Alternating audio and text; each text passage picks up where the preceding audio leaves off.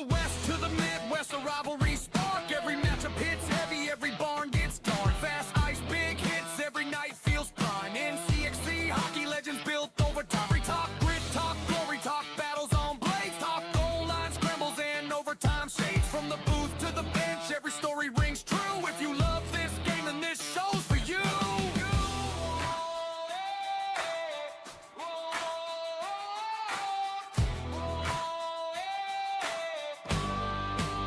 Skate sharp light. Welcome to the nation. Game on. Stay strong. Go horns roaring while the fight songs roll on.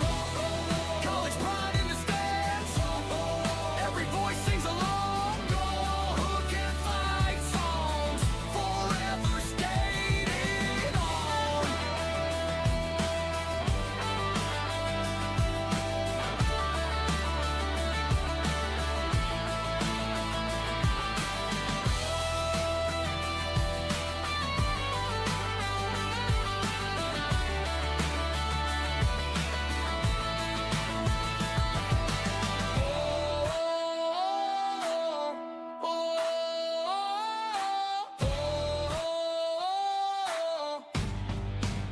Skate sharp lane. Welcome to the nation. Game on. Stay strong. Go horns rolling while the fight songs roll on. College pride in the stands. Every voice sings along. Go horns and fight songs. Forever skating on.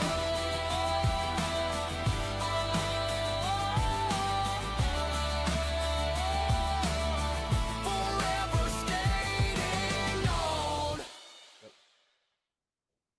All right, we're back after slight technical difficulties. I think it was because Wes said when we were off, we mentioned Miami doing well, and he just cannot have that happen. Guess not. I'm okay with blaming them. It does seem to be their fault. All right, so where were we? Well, we were talking about Miami and not being in last place. That being Omaha. Then we talked about Western losing. To Their winning Omaha. streak coming to an end. Yep, to Omaha, a last place team. Not the first time we've lost to a last place team. Sure, it won't Welcome be to the the last club. time. In fact, there was a time where Western gave Miami their only conference win in a season. That was fun. That was good. Good times. Glad to bring that back up. You're welcome. Your team somehow still in fourth place, but not playing their best. They are now actually have a losing conference record right now. They are 8-10. And that is not going to, well, maybe it'll get potentially better, but might not get better with Adam Guyon leaving for the Olympics. Our backup goalie, now I forgot his name because I botched it the last time. But He did. I remember he that. That's funny. he played well when he has played. I don't know if he might have played Saturday actually. Also, I'm not trying to pump gas for anybody, but you remember a couple years ago, Denver found themselves in some goalie trouble similar to what they're in now, and they somehow went on to win the national championship. So, Yes, just yes, pointing they some did. pointing some things out when Davis went down and Miller went down, and they had to call up their third string goaltender, who I think is still their third string goaltender, after Miller went down, and freshman goaltender Johnny Hicks. Hicks went down. Yep. They brought in, I think it's Halleck again, and Halleck was the goaltender they brought up 2 years ago after their winter semester classes had ended to play a game and earn the win at Western Michigan. That was a fun game to be at. I remember that one too. I'm sure it was. And actually, that Friday game after The Friday game was fun. I think we beat them like 7-2. but like UMD, they were not playing well. They couldn't do anything. Denver started doing Denver things, and I know we got a greasy goal to get our first one, and it was basically don't ask how, ask how many. Got that one, and then Hicks went down with what appeared to be a really bad injury. He was writhing in pain on the ice. He couldn't put any weight. I think it was his left leg. And they helped him off the ice. He didn't come back, so they put in Paxton Giesel, and UMD came back, scored 2 goals on him, but they couldn't get it done. And then Hicks Ooh. just comes back on Saturday. Apparently, he was fine. He was just being a drama queen or something. I don't know. Maybe he got a puck in a weird spot that wasn't protected, which that's never going to feel good. And he ends up earning the shutout. Yeah, I think Friday was Friday his first official start was Saturday because he's coming in relief a couple times. Friday was his first start. He's coming in relief a couple times and played pretty well. So earned the start Friday with the injury to Miller. Kind of tweaked something, pulled something. I don't know, but he was good to go Saturday and got the win. So good for him. Bad luck for Yeah, you. Good for him. yeah. I mean, he played well. He had 29 saves on Friday. I gotta look at what he had on Saturday, but he was solid. I think he was the rookie of the week. I believe. As he should be. I mean, I don't know. Sometimes they make some questionable calls. I'll tell you what. well, he gave up 1 goal. If Hampton Slukinski is not the NCHC goalie of the month, with only one loss in the month of December, because once again, can't have nice things with Omaha around. They had to go and ruin a perfect January for the young man. He went 7-1 in January, which tied for best record in the national in the college ranks, the national ranks. But like 18 guys had 7 wins in January. So if he really could have got that last one, it would have been just a little bit more than everybody else. But did not do it. Didn't do it. But yeah, I'm looking at it now. But yeah, Hicks was the rookie of the week. Miami goaltender Mateo Drobak, the goalie of the week. Defenseman Mats Lindgren for Colorado College, the defenseman of the week. And Bennett Shimmick, the forward of the week for Arizona State. Which, how do you manage that one? What did he have? In a hand in Arizona State's 1 goal. Okay. Tallied 4 points on a goal and 3 assists in the Friday loss to Miami. I know. Oh, they played Colorado College, not Miami. Never mind. I was confusing weeks because we weren't here last week. I was about to say, how the hell did a player on a team that got swept earn? Yeah, they had a 6-5 win over CC. That makes a lot more sense. I retract my previous statement about Bennett not being worthy of being forward of the week. No. He did just fine. He did just fine. However, some more intermediate to bad news for Arizona State. We talked about how they had some players go down with injuries and be out for the season. Well, they lost another player, but not to an injury. They lost one to the pro ranks.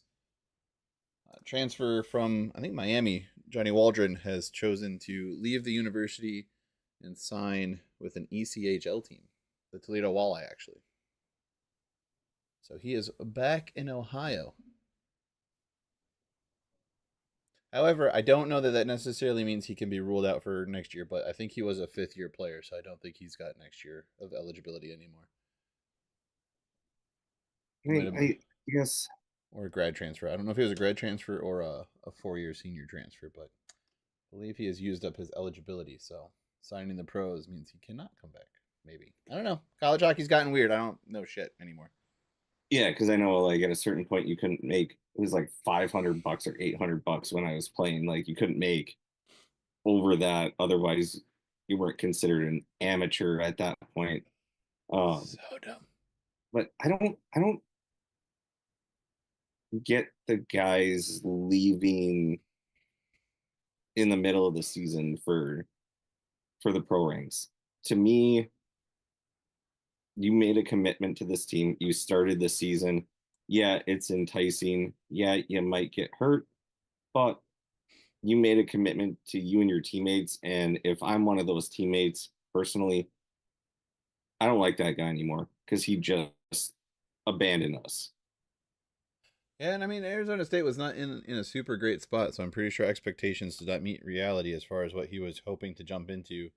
Um, Again, I'm pretty sure that was the transfer student from Miami, who went over to Arizona State, and now Miami's fifth in the conference standings, and Arizona State's eighth, barely Yeah, holding on to that last playoff spot.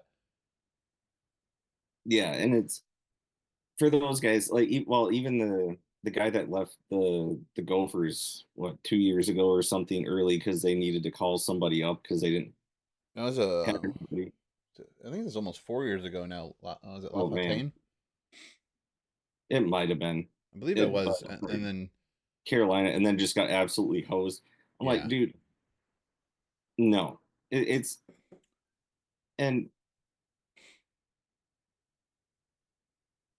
this is gonna kind of sound hypocritical, but I think there's a very big difference from going from juniors to a college, like Denver's done, and calling up their NAHL guy, to leaving a college team to sign a pro contract saying, I'm too good for you guys to go and I'm going to go make all this money. Well, I don't know that it's him saying he's too good because let's be fair, it was an ECHL team, all right.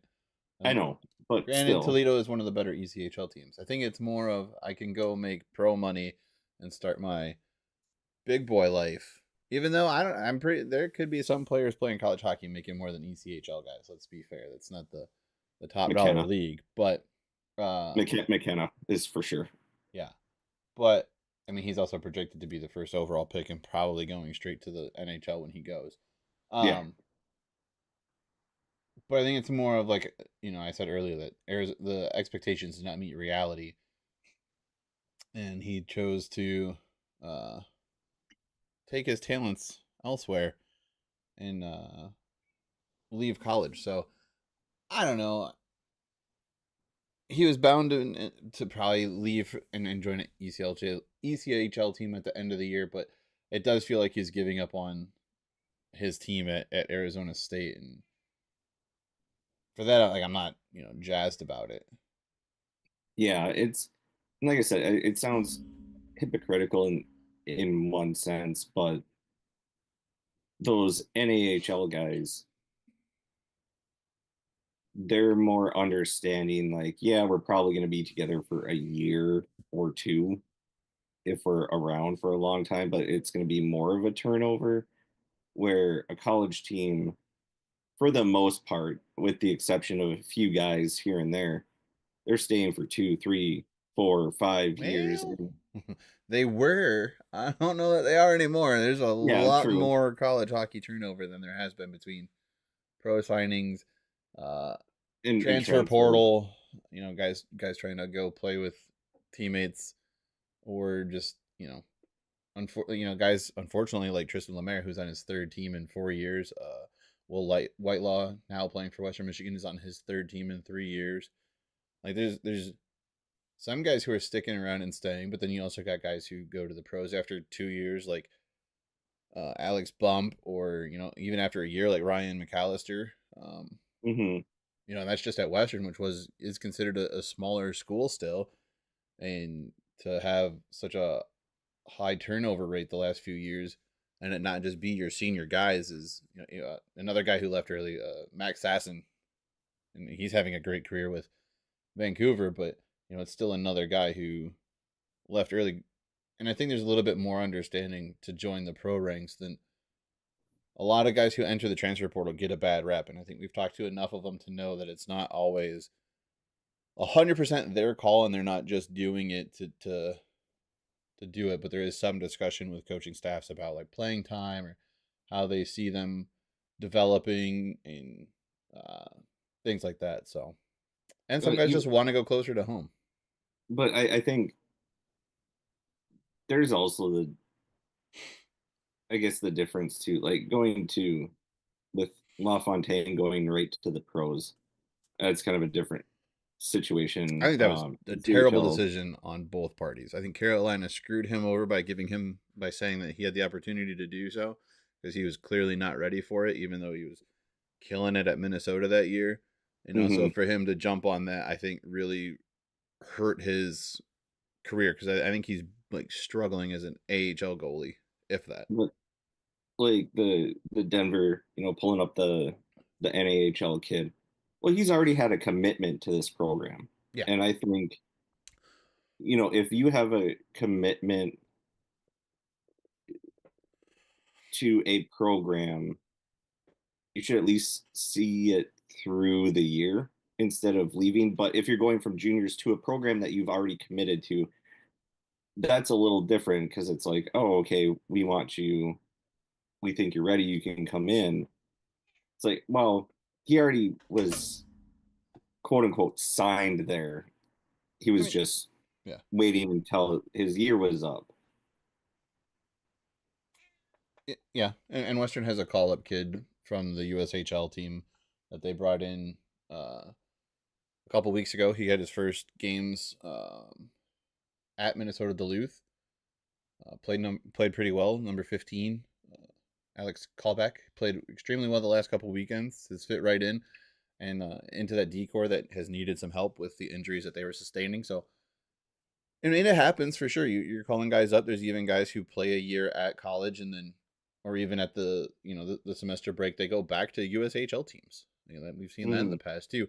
Um, Hell, Pat Frischweiler is one of them. He was a guy who went to Minnesota Duluth for either a semester or a season. Wasn't quite ready for college hockey yet. Went back to the juniors and ended up coming to Western Michigan after spending a little bit more time in the lower ranks. So it definitely serves a purpose and has a place. And no guy develops the same way. So Hmm. the paths aren't predetermined. And even the LaFontaine situation, he leaves early. Brandon Bussey leaves after a junior year that a lot of people were hoping he was going to stay for, considering what happened his sophomore year, that injury that took him out for pretty much the entire season. But signs with the Boston Bruins, get stuck behind a couple really good goaltenders in Boston, who have since lost almost all of their goaltending. Signs with Florida in the offseason, thinks he's going to be a Florida Panther, plays preseason with them. They put him on waivers. Carolina picks him up, and he's been absolutely a brick wall for Carolina. First goalie to 20 wins in the fewest number of games or starts or whatever the record is. Um, Granted, he's been bailed out a couple times by the forwards, but at the end of the day, he's done enough to get his team a win, and that's really what you want out of your goaltender. They don't have to be absolutely shut down every night, but he's dependable. He's made some incredible saves, some that I've sent you, and some against your team too. And it's not like he's doing it against every cheap team. In fact, he's played well enough, I think, to become the Hurricanes' number one goalie. If So he's not their number one, then I don't know what they're doing. I think he's taken the spot from Anderson. Yeah, Um, and Freddie's been he's you know, been solid, but he's in kind of that since Toronto, he's gone down a little bit. absolute They're going. battle right now, though. 4-3 with against Ottawa Hmm. with Whoops. 2 minutes left to go in the third. But I mean, I don't think you could really ask for anything more out of the way he's played since getting the opportunity and playing in the national ranks, and like just put up an absolute beautiful game against LA a couple nights ago. Well, and that's the thing too, where he's developed. You don't get guys ready right away. Brock Faber or like a Kale McCarr, Brock Faber, they were anomalies where they come right out of college. A Jack Eichel, even though he was the number two pick, come out of college, and they're ready to play right away. Um, Z Bouillon, he was still learning it when he got traded, and we all know how good he can be, but Yeah. he just didn't quite develop because he wasn't in the minors. We're like, well, he's on the team now. We're like, we see the potential, but we're not gonna put him in the oven and let him bake for a year or two in the AHL to get prepared. We're just gonna put him up here right now. I think that is And like, I think he got hurt, or I because I haven't seen him in the box score that much lately. I'm not sure. I haven't been following him, but I think that is one thing I do respect about hockey is they're not afraid to let their star players develop, um, and they don't expect every first round draft pick to be the savior of the team, kind of like the NFL does. Like if you're a first round pick and you're not a starter your first season, you're pretty much predetermined to be you're determined to be a bust after like 6 games. Mm-hmm. Um, the Yeah, NHL they'll let guys develop. They'll understand that like, hey, like this guy's not going to get top line minutes, but we can work him in, or this guy's going to need some seasoning down in the AHL or whatever the case may be. And every once in a while you hit it big and you hit some home runs and find some diamonds in the rough that just needed the opportunity to play it in the biggest league and really find their peak. Like I think a lot of times, and we kind of see it with certain teams, like you almost fall or plateau at your competition level. Like you might be a top tier player, but if you're not given top tier opportunities, you start coming down a little bit and you'll plateau a little bit lower than you should just because you need that um, higher competition to draw your best out of you. mm-hmm.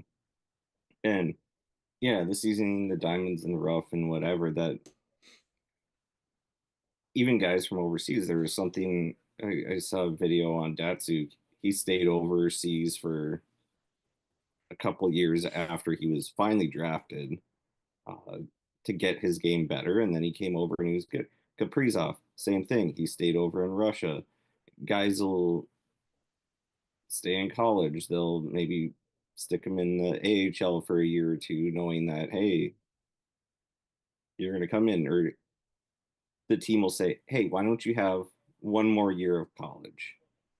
Like just do that kind of like I think McAllister probably should have had one more year. I know you would have loved to have him one more year anyway, but Dude, he would have been disgusting. He did also have some injuries his first, or like the last couple years too, so he hasn't been like super duper healthy. But I do think he would have been a guy I think could have benefited from playing another year.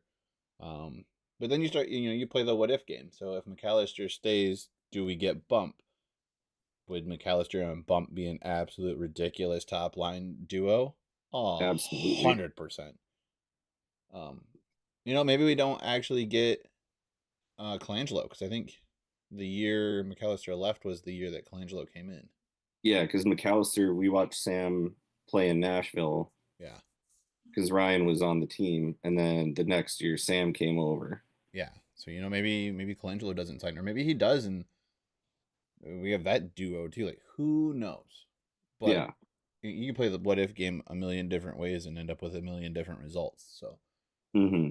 uh, but he's a guy I would have liked to have seen stay and develop a little more. Glover's another guy I think could have benefited from another year. Um, there's some guys, and then I think there's a couple guys who stayed just the right amount of time. Like Ethan Frank stayed 5 years, and I think that was good for him and the player he's developed and become. He's gotten some starts with Washington the last couple of weeks, and has really fought for his playing time in the NHL. Um, Tim Washy was another one that Washi was another guy who stayed 5 years and has spent some legitimate time up with the Ducks. He's been up and down a little bit, but I think he's been up for the last like 3 weeks now, getting fourth line center time, and has even appeared in some really important face-off time on the PK and I think on the power play as well. Um, so they're trying to get him some important face-offs, or out there for important face-offs, because he knows how to win face-offs. So it's like I said, everyone develops a little bit differently, and it's a matter of just finding your groove and where you fit in with the team, and hoping it's the right spot too. Um, but the guys who come out of this conference are great hockey players, whether they go Europe, ECHL, AHL, NHL, um, KHL, wherever they end up. Like they're good hockey players, and for the most part, they're pretty solid people too. So you can't go Yeah, wrong and I mean, picking up an NCHC player. there's a reason it's the best conference in the nation. And anybody who wants to argue that, just look at the record since the inception. 7 national titles, and almost. I mean, at one point, I think nearly the whole conference was ranked at one point. Yeah, So I think so. it's they've fallen off a little bit. The Big Ten, I think, has two or three. I know they have at least two in the top three. I think they might have all three spots at this point now. Western and Penn State keep jumping back and forth, or whoever. But either way, I mean, like there's a lot of competition between and I think the NCHC has had a pretty good non-conference schedule this year, even though last year was a down year for the non-conference schedule. But whatever. We hung the banner this year, so. And Brandon Bussey No, got another win. Penn State is down to 6. Oh, who? Maybe. You know what? I might have been looking at. I think Buchergras had him at 4th for some stupid reason because his rankings are god awful lately. Yes, they are. So it's Big Ten 1, 2, NCHC 3, 4. Oh, who jumped up to 3? North Dakota. Yep. North Dakota. That's right. Because that's who it was. Western was at 3 last And week. They then, fell to 4, and North Dakota jumped us. Not playing, which makes a ton of sense too. But whatever. We did split with a lower ranked team. So and you know what? Miami, they are just outside the top 20. Holy hell. I mean, dude, their overall record is 16-8. They're 7-7-2 in the conference, but they're 16-8 overall. They've been playing some decent hockey. Now, have they Yeah. been playing the toughest teams in their non-conference? No, they have not. Have they gotten wins over some struggling teams in the conference? Yes, they have, because St. Cloud State has been struggling, Arizona State has been struggling, Omaha has been struggling. Um, I don't want them to do it this weekend, but I would like to see them win some games against top opponents. Again, not this weekend. No, no, no. Don't you do it, you little bastards. But I would like to see them, be competitive and steal a game from a North Dakota or a Denver, and not just because it helps us in the standings. But I think that would be a big step forward. But hey, you have to win the games against the teams that are at the bottom of the standings, the teams that are struggling. And Right. there's no more. The most dangerous team on the ice is a team that's struggling because they want to fix it, they want to get it right, and they're willing to do anything they can to boost the confidence any way they can.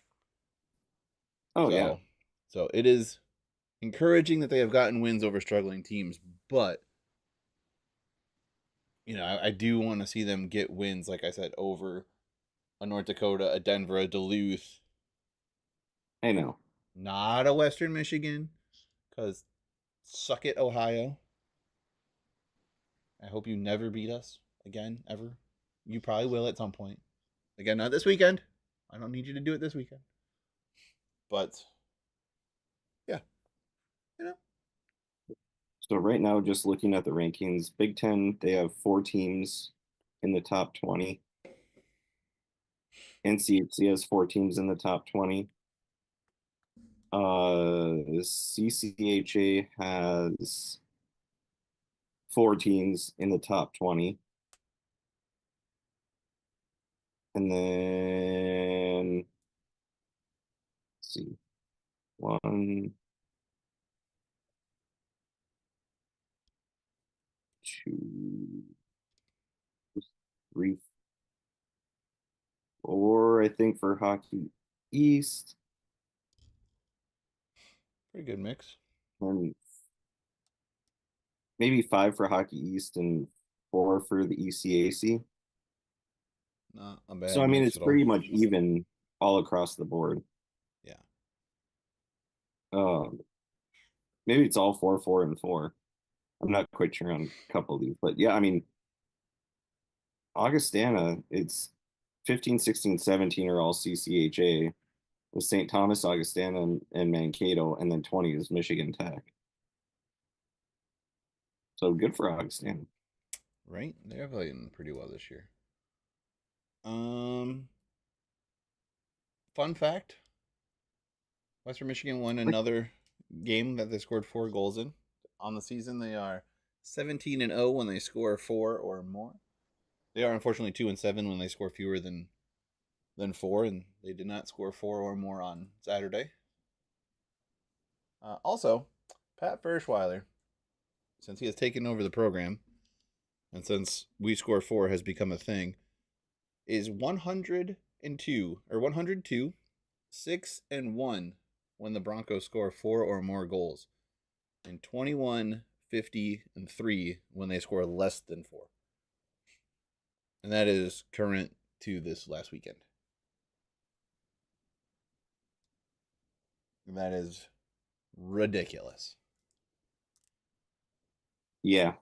As the head coach of the Bronco, he has 102 wins, 6 losses, and 1 tie when Western has scored 4 or more goals. I think they're putting a little emphasis on the offense at Western Michigan the last few years. If you can't stop them, outscore them. I guess so. But they also have a goalie who, on more nights than not, does a pretty good job of stopping them. So, you score more than they do and you make more saves than they do, you're going to win some hockey games. Thanks, John Madden. If John Madden was an announcer, that's what he'd say. You want to win the game, you just got to score more points than the other guy. Let's see what we got. What do we have? What can we talk about? This weekend, I suppose, right? Yeah, I guess this weekend. Who is playing this weekend? Who's playing who? Who's doing what? Where are they doing it? When are they doing it? It's going to be Friday and Saturday, I'll tell you that. That much we do know. It's Friday and Yes, Saturday. you do know that. Omaha is the one team that is off this weekend. Good. They need a little rest and recuperation. They did get Let Cozy back, and he was playing extremely well. And I mean, it's hard to say that he played solid both games, but Western was really finding a way to get the puck past him on Friday night, 5-2. But I think he did also have like 40-some saves. Played a little bit better Saturday night. Omaha in total played pretty well Saturday night, and everyone wants to say that the refs may or may not have had a hand in that game. I think the refs were just atrocious all around. I don't think they really favored one team more than the other with their terrible calls. I think they were just bad all weekend, but Western found a way to play above it Friday and did not do so Saturday. Yeah, reading the conversation between you and Brent back and forth, you both came to the same conclusion where it's kind of like when you and I talk, we don't really care. Like, if our team got screwed, we're going to say it. If the other person's team got screwed, we're going to say it. And that was the consensus back and forth that I was reading from that conversation. Dude, so I watched them literally let a Western player get away with just a ridiculous hold at the end of the game that should have been called no matter what. And then I also watched them call a penalty. The ref, oh dude, this ref, bro. I don't know if it should have been called a slash or not, but he watches the play and you can watch him like replay the play in his head. Like the play has happened. Both players are no longer near the play. It's one of those plays where like someone stick lifts and the other guy like throws his stick in the air and really exaggerates that, and they call it a slash for some weird reason. But anyway, it was one of those types of plays. The stick goes up, it's on the ground. Both players have moved in front of the net, and at least like 15 seconds goes by. And then you literally watch the ref go, and then put his hand up. Like, what are we doing here? Ref the game, not the result. Like, the result of the play does not dictate whether or not it's a penalty. If it's a clean hit and you take the air out of somebody, but you didn't touch their head, it's a clean hit no matter what. Well, unless you're charging, that's a completely different story. But Yeah. we're operating under the premise that if it's a clean hit, it's a clean hit regardless of the result. Like, it is 100% a clean hit. It should 100% be a clean hit no matter what happens between the human body and the ice. And I think Like, we ref the harp on play, it. not the result. But besides, like, I don't want to get stuck on this again because Yeah, we harp on it every year, and I think it's kind of simply put, it's a different circumstance but same situation. These refs are like NFL refs. They're doing this on weekends.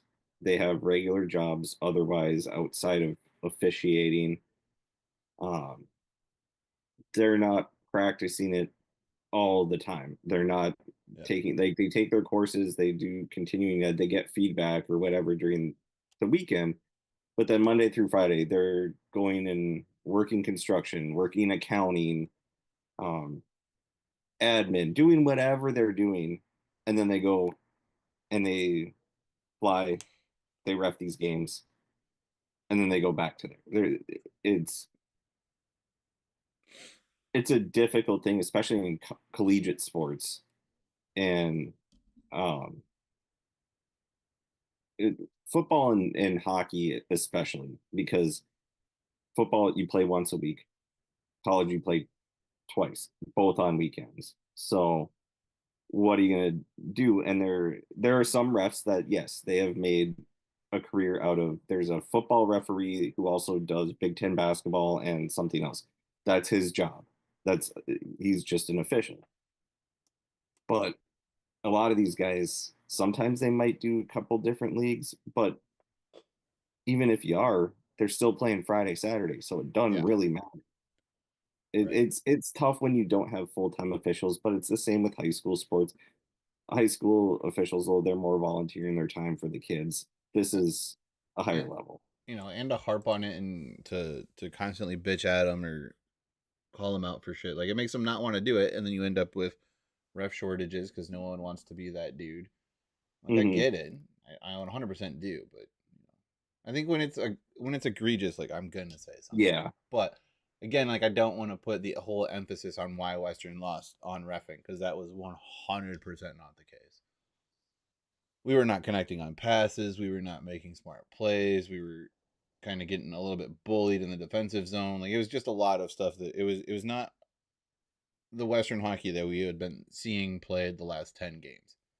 Um, and they got to figure that out and rewrite the ship. But I'll take a loss now. A loss now is a lot easier to get over than a loss in, say, March or April. So Yeah. in Very that in that regard, it's a okay. Um, two teams struggling: St. Cloud State, Arizona State. They'll meet in Tempe this weekend, Friday and Saturday. Um, just check your local times because I'm sick of reading this goddamn schedule trying to figure out time zones and nonsensical bullshit. So, just check in with NCHC TV and see if the game's on when you want to watch it. I don't know what else to tell you. I'm not doing the math anymore. It hurts my head. Yeah, Uh, and that would be, a depleted Arizona State team versus a St. Cloud State team that's been struggling all year. That actually could be kind of an interesting series. that one is, that one is almost, not quite yet, but it is on the precipice of being the toilet bowl for the season. It's Um, close. I mean, it is a battle between 6 and 8, and they are within a point of each other. So some big standing points on the line actually in that one. Next up is The gold pan. the Gold Pan Denver at that's a home and home I think, but I think Denver is Yeah, it the is. Colorado College State is the home team. Colorado College State. What the fuck am I saying? Colorado College is the home team Friday and the away team Saturday. Western travels to Miami 4.5 hour drive through the middle of Ohio country roads that make no goddamn sense because that state can't figure out a highway system to save itself. And then a battle between snowdrifts. North Dakota comes to Minnesota's Duluth. So some That one, wind burned cold gentlemen's playing in that one. yeah, their snow drifts are a little different than ours. Theirs are usually more compact and hard. Ours are just cheeky and fun. But that one should be a good tilt. That one's usually, but North Dakota's freaking running. So if Minnesota Duluth would like to play spoiler, that'd be cool. Yeah, and I usually, But who knows with I would think Guyon's getting really close to leaving if he hasn't already. And I know we say that yeah, like every week, but that's just because we just don't know. I think the women's tournament is sooner, so the men might leave later. I know Bill Guerin said he was leaving uh Thursday from Milan, but he said he was getting there a couple days ahead of everyone else. So Guyon might be able to play at least the Friday game. I don't know. Either way, I think that atmosphere should be fun because there are a lot of North Dakota fans up on the Iron Range, and it's an easy hour drive to Duluth compared to going to Grand Forks. The atmosphere usually is really energetic and really fun, and you have old men yelling at ROTC students in uniform, and you get all sorts of like fights in the stands between the fans because North Dakota fans do not know how to act like adults. That's what I have heard. All right, we'll wrap it up with Shots Lee's question in the chat here. Coming down the stretch, who are you buying? Who are you selling? Um, Honestly, I'm not 100% sold out on Duluth yet. Duluth is a team that is really good down the stretch. They're going to be a hard out no matter what. Um, I'm getting close to selling on them though. I mean, They had a good first half, but it started out second half losing Friday, doing the swap, losing Fridays, winning Saturdays, and now they're still playing harder on Saturdays, but Fridays games aren't looking great. at this point, it's a battle of attrition too. Like, I mean, there's a lot of teams dealing with a lot of injuries that we did not see last year. Right now, it seems like the healthiest team is North Dakota, and they're playing really, really good hockey because of it. Um, I don't expect that to really fall off anytime soon. It's going to be hard to really overtake them for the Penrose. Um, If I'll say for the argument for selling, and I hate to do this to my own team, but it's the depth scoring because right now what teams have done is they've really focused on our top line, and yes, they're going to get theirs, but you look at we've been shut out twice in the last 3 weeks. If you focus on that top line, you're going to win, and we need that depth scoring. I don't know if we have that right now. I think a team that I'm probably most likely sold out on, if I had to legitimately say, if I owned anything, I would probably get rid of it. Would Might be Omaha right now. I mean, even their fans seem to be over this year. If you look at, just some of the reactions to life, a lot of them were not considering them to win that Saturday game. Yeah, I'm kind of buying maybe not to win the whole thing, but I'm kind of buying Miami right now with how they're playing. I'll buy Miami to make the playoffs. But again, like the only thing that I'm not, I want it, like I said, I need to see them do something against the top half of the conference. I do. That's, but I mean, I could see them legitimately being 6, 7, 8 playoff team. Even if they stay at 5 and UMD stays at 4, I could see a potential they get to the semis. I'm leaning. I don't have Arizona State high on my marks right now.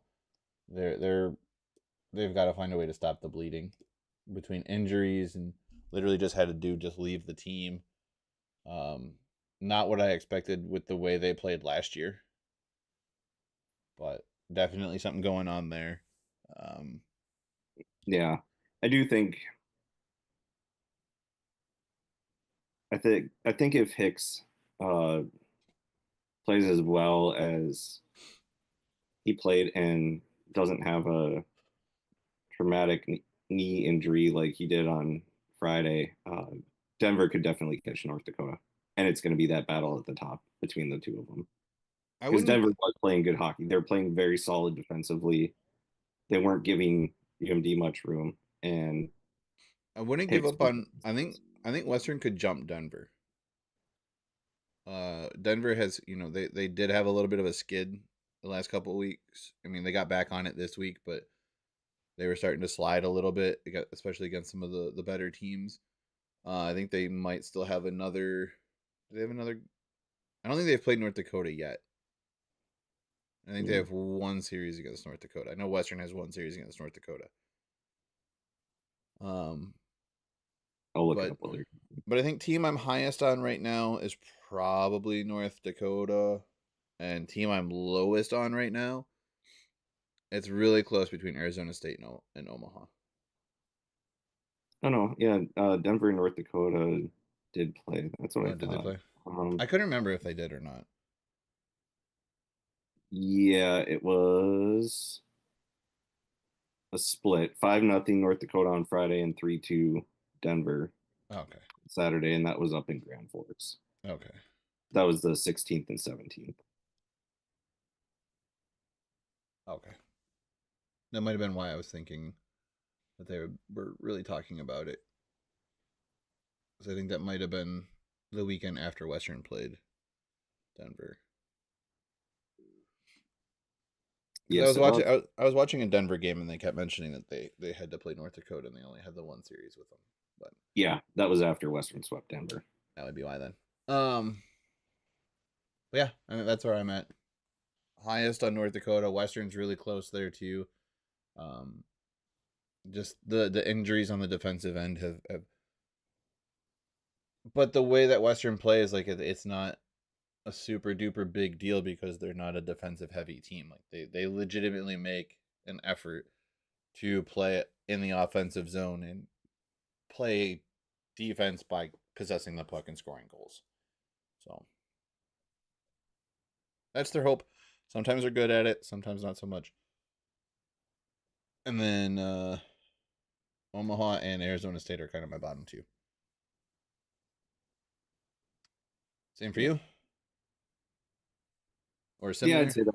I'm just not as high on Western as you are, but Well, I mean that makes sense. But I'm always gonna be. They're always gonna be. yeah, I know you are.